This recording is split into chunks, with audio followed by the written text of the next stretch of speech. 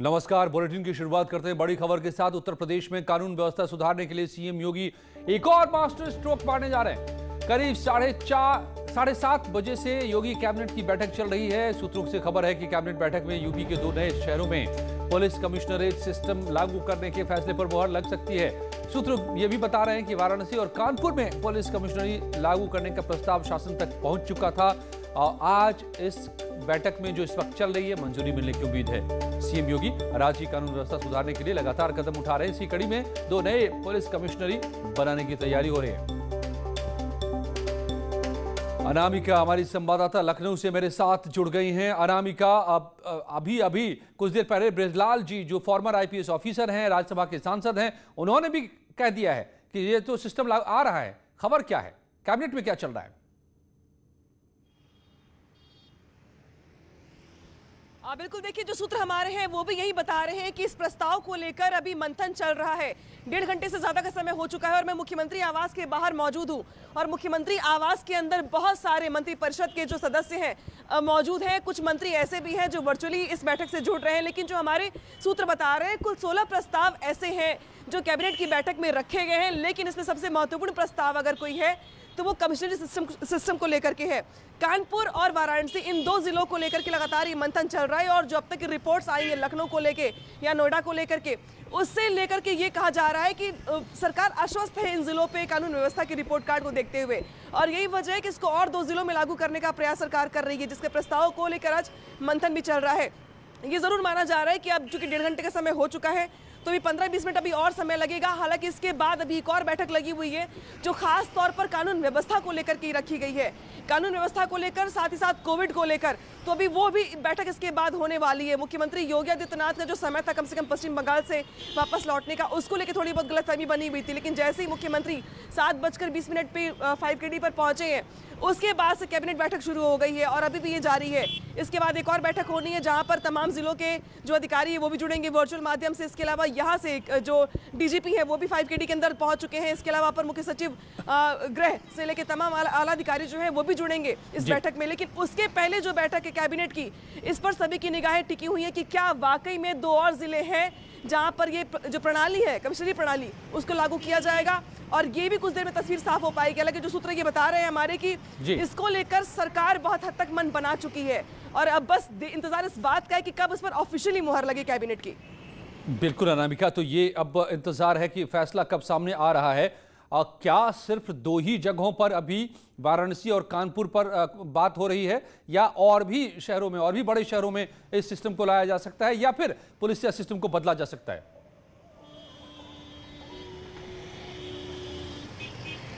देखिए, फिलहाल सरकार की अगर बात की जाए या फिर अगर हम सिस्टम की बात की जाए तो 10 लाख से ज्यादा आबादी वाले जो जिले हैं उसको लेकर के ये कहा जाता है कि भाई वहां पर कानून व्यवस्था को अगर दुरुस्त करना है तो ये प्रणाली ज्यादा बेहतर तरीके से, इफेक्टिव तरीके से काम करेगी। लखनऊ को अगर देखिए आप या फिर नोएडा को आप देखिए तो 2 जिले ऐसे क्रीम जिले हैं जहां को लेकर के ये माना जाता है कि सबसे ज्यादा लोगों की निगाहें होती हैं। यहाँ पे मुख्यमंत्री योगी आदित्यनाथ खुद भी रहते हैं और वो बॉर्डर वाला जिला है, लिहाजा वहां पे भी उसको कंट्रोल करना है तो उस सिस्टम को लागू किया गया। लेकिन इसके बाद कानपुर और बनारस की अगर बात की जाए तो कानपुर में किस्सा आपको याद होगा, विकास दुबे से लेकर बहुत बड़ी घटनाएं कानपुर को पहले ही कानून व्यवस्था के मामले में सवालों के घेरे में खड़ी कर चुकी हैं। इसके अलावा वाराणसी जो कि प्रधानमंत्री मोदी का संसदीय क्षेत्र भी है, हाई प्रोफाइल इलाका है, आए दिन वहां पर जो वहां पे लोगों के आवागमन रहता है, केंद्रीय मंत्रियों का या कुछ अगर बात करें बड़े गेस्ट का, विदेशी मेहमान भी वहां पर जाते हैं।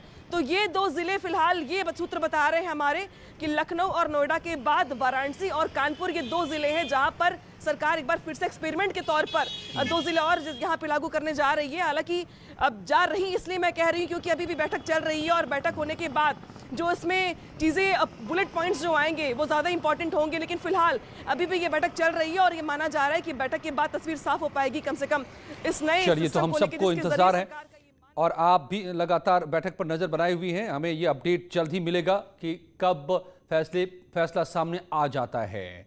और पश्चिम बंगाल का दंगल दिलचस्प होता जा रहा है। बीजेपी बंगाल चुनाव में कोई कोर कसर नहीं छोड़ना चाहती है।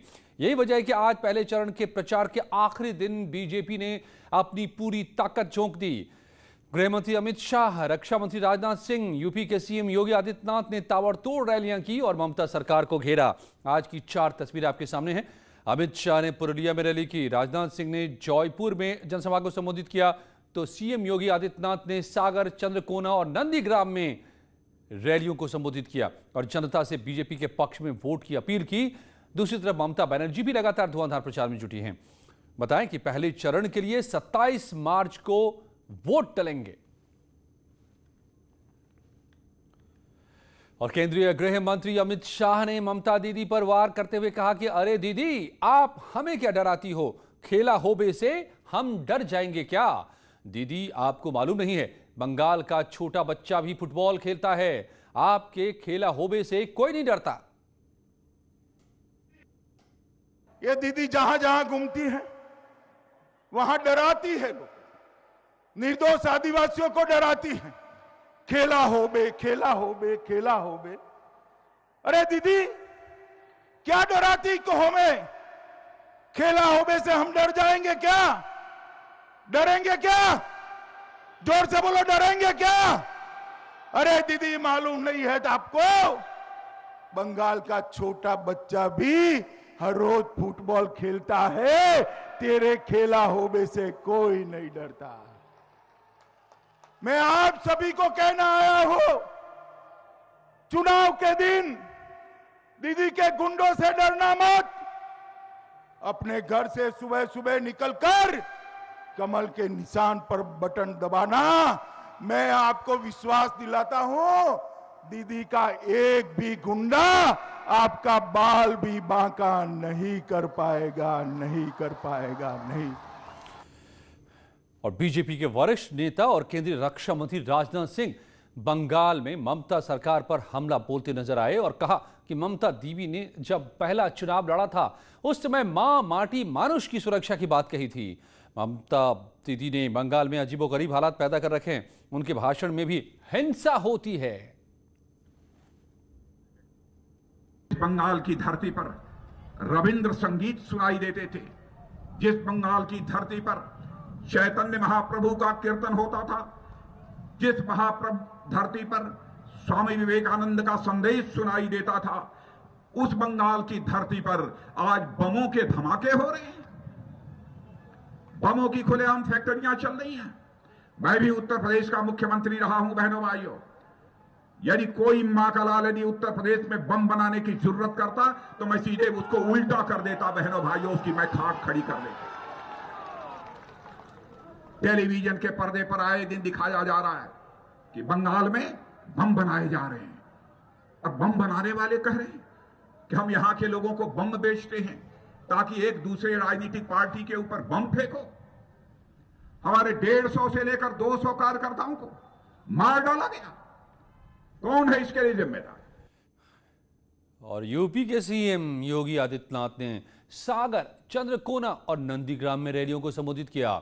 इस दौरान मुख्यमंत्री योगी ने निशाने पर पश्चिम बंगाल की मुखिया ममता बनर्जी को लिया और वहां की टीएमसी सरकार को भी आड़े हाथों लिया। योगी ने कहा कि आज से 35 दिन बाद टीएमसी के गुंडों की उल्टी गिनती शुरू होने वाली है। योगी ने ममता सरकार को घेरते हुए कहा कि जब भी प्रभु श्री राम की जय जयकार पर कोई सरकार रोक लगाएगी तो जनता भारतीय जनता पार्टी को सत्ता में लेकर आएगी। भगवान राम से भी चिढ़ने लग गई है। अब वो कहती है कि जय श्री राम नहीं बोला जाना चाहिए। ममता दीदी को मालूम होना चाहिए कि उत्तर प्रदेश के अंदर भी एक सरकार थी, वह भी जय श्री राम के नारे को बैन करना चाहती थी। उत्तर प्रदेश की जनता ने उस पार्टी की जबान को बंद कर दिया है और आज उत्तर प्रदेश के अंदर भारतीय जनता पार्टी की सरकार है। जब भी श्री राम के जय जयकार करने पे कोई सरकार रोक लगाएगी तो जनता भाजपा को फिर सत्ता में लेकर के आएगी। और यही तो हम कहने के लिए आए हैं। बंगाल के अंदर हर एक ओर से एक ही आवाज आ रही है और वह आवाज है कि भाजपा भाजपा भाजपा। यूपी के कई शहरों में सीबीआई की छापेमारी हुई है। बड़ी खबर है, देश में 100 से ज्यादा ठिकानों पर सीबीआई ने छापा मारा है। लोन की रकम हड़पने के मामले में यह जांच हुई है। सरकारी बैंकों से लोन की रकम हड़पने का मामला कानपुर, गाजियाबाद, मथुरा, नोएडा में छापा पड़ा तो दिल्ली, हैदराबाद, कोलकाता, मुंबई में भी छापेमारी हुई। लोन की रकम को हड़पने के मामले को लेकर के सीबीआई ने 30 एफआईआर भी दर्ज किए हैं। 100 से ज्यादा ठिकानों पर छापेमारी, यूपी के भी कई ठिकानों में छापामारी।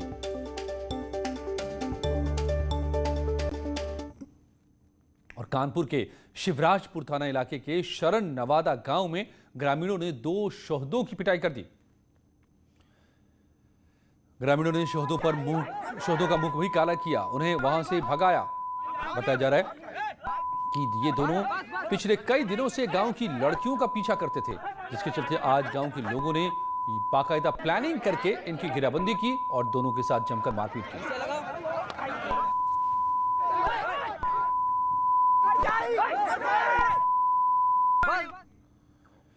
जौनपुर से खबर है, यहां घर के अंदर दफन मां बेटी के शव मिलने से पूरे इलाके में सनसनी फैल गई। पीड़ित पति की तहरीर पर पुलिस ने मां बेटी के शवों को जमीन से खोदकर बाहर निकाला। कैसर हुसैन की पत्नी और बच्ची कई दिनों से लापता थी। पुलिस लगातार तलाश में जुटी थी, लेकिन कुछ पता नहीं चल पा रहा था, जिसके बाद पीड़ित पति ने आज जब पुलिस को आरोपी के बारे में जानकारी दी तो पुलिस आरोपी के घर पहुंची और जमीन खोद कर देखा तो सबके होश उड़ गए। आरोपी ने दोनों मां बेटी की हत्या कर अपने ही घर में दफना दिया था। पुलिस ने आरोपी को भी गिरफ्तार कर लिया है और अब कार्रवाई में जुटी है। नोएडा पुलिस ने 2 अंतर्राज्यीय वाहन चोर को गिरफ्तार किया है। इनके पास से पुलिस ने चोरी की 5 कार, एक अवैध असला और करीब 2 दर्जन चोरी के सामान औजार बरामद किए हैं। शुरुआती जांच में सामने आया है कि गैंग का सरगना चोरी के वाहनों को बेचकर आने वाली रकम चुनाव में खर्च करता था। सरगना की पत्नी बाकायदा ब्लॉक प्रमुख है, करोड़ों रुपए उसने चुनाव में खर्च किए थे। औगता ब्लॉक की प्रमुख है इसकी पत्नी। पुलिस ने मुखबिर की सूचना पर थाना 24 क्षेत्र के सेक्टर 53 में सीएनजी पेट्रोल पंप के पास इस वाहन चोर गैंग को पकड़ा।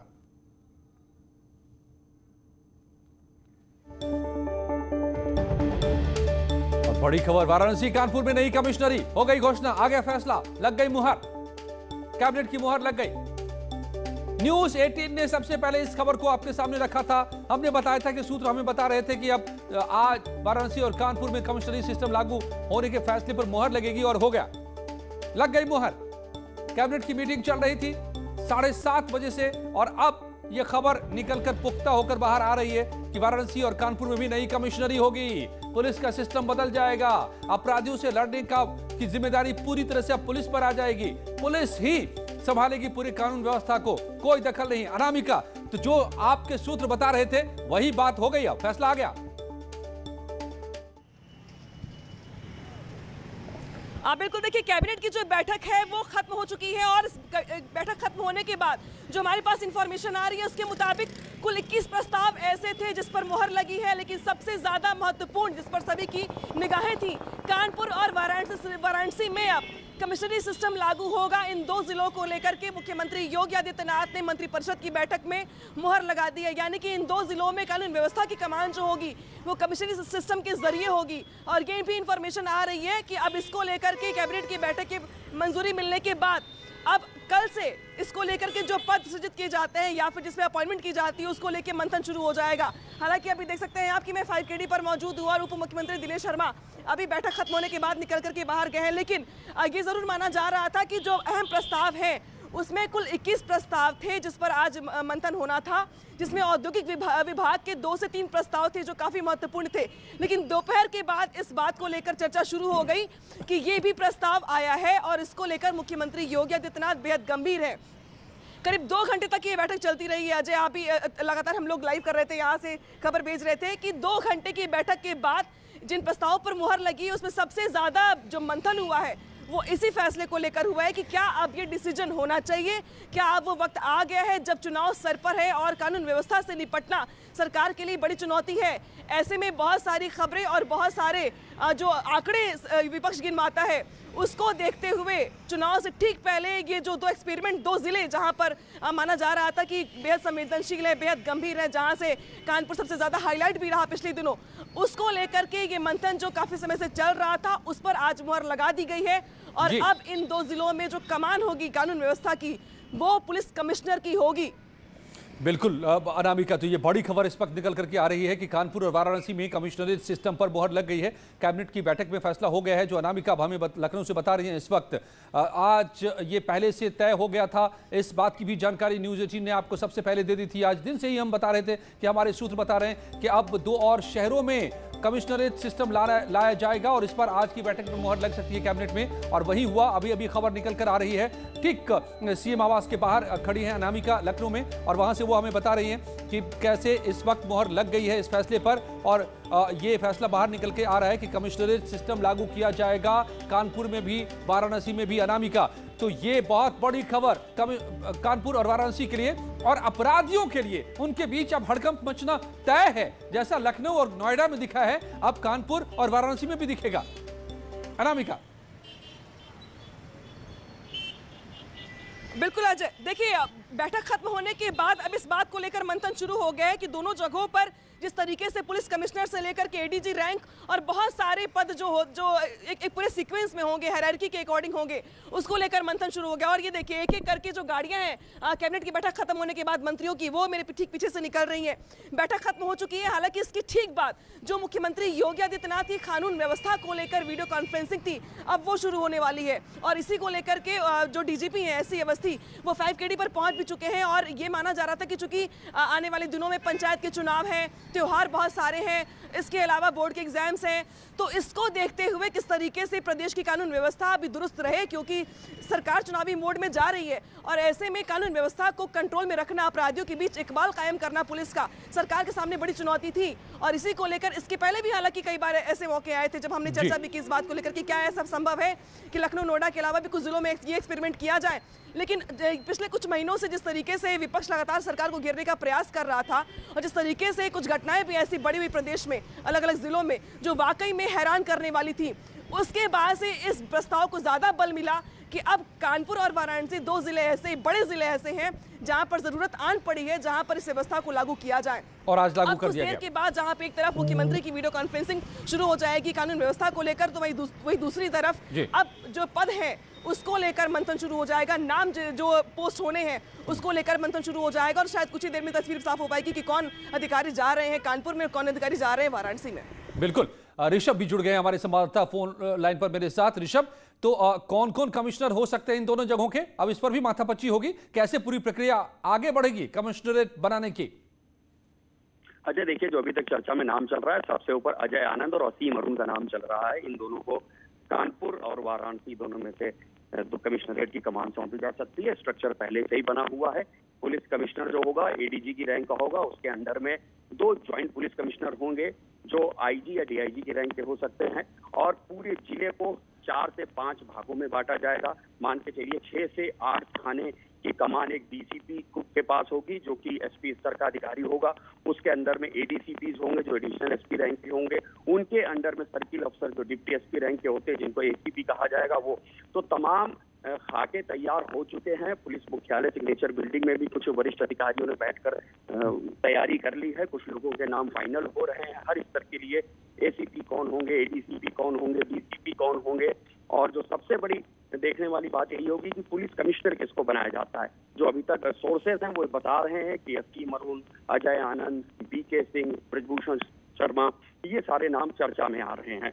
अब जैसे ही कमिश्नरेट लागू हो जाता है, पुलिस के पास मजिस्ट्रियल पावर आ जाएगी, तो उनको अपने डे टू डे वर्क को स्मूथली परफॉर्म करने में सहायता मिलेगी। जैसे तमाम एक्ट ऐसे होते हैं, गुंडा एक्ट है। तो ये भी बता दीजिए ऋषभ, अब लगे हाथ, आप तो क्राइम को कवर करते हैं, इन दोनों शहरों में कानपुर और वाराणसी में अपराधियों के बीच हड़कंप होगा इस खबर से कि अब छोड़ दो वाराणसी और कानपुर? अजय देखिए, सिर्फ अपराधियों में हड़कंप की बात नहीं है। वो तो सरकार का सिस्टम ऐसा है, जब से योगी सरकार आई है तब से ये मैसेज क्लियर कट है, जो भी अपराध करेगा उसके खिलाफ सख्त कार्रवाई की जाएगी। कमिश्नरेट सिस्टम को ये मान के देखना चाहिए कि पुलिस ज्यादा पावरफुल हो जाएगी, उनके पास मजिस्ट्रेट। तो ये बड़ी खबर ऋषभ, जाहिर तौर पर लोगों के लिए बड़ी राहत की बात, वहीं अपराधियों के लिए एक बड़ा संदेश कि अब कमिश्नरी सिस्टम वाराणसी और कानपुर में भी। लौटते हैं कुछ ही पलों में।